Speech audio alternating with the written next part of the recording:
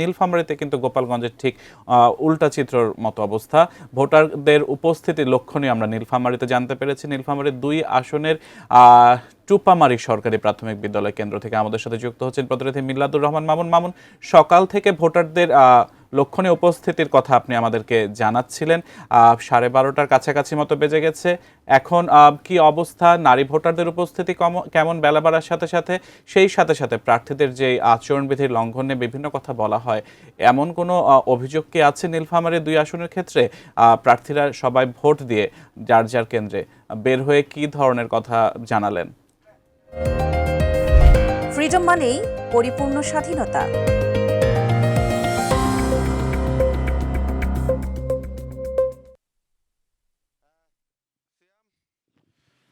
ধন্যবাদ সিয়াম। আপনি যেমনটি বলছিলেন যে আসলে নীলফামারীর 4টি সংসদীয় আসনে আজকে ত্রয়োদশ জাতীয় সংসদের ভোট গ্রহণ এবং গণভোটের ভোট গ্রহণ অনুষ্ঠিত হচ্ছে। আমরা সকাল থেকে আমরা বিভিন্ন কেন্দ্রে ঘুরেছি। আমরা দেখেছি যে 7:30টার সময় ভোট শুরু হওয়ার কথা থাকলেও কিন্তু বিভিন্ন কেন্দ্রে দেখেছি নারী পুরুষ সহ বিভিন্ন বয়সী মানুষ তারা কিন্তু 7টার আগে অর্থাৎ নির্ধারিত সময়ের আগেই কিন্তু তারা ভোট কেন্দ্রে এসেছে এবং 7টা বাজার পর থেকে কিন্তু সেই ভোটের লাইনটা আরও দীর্ঘ থেকে দীর্ঘতর হয়েছে।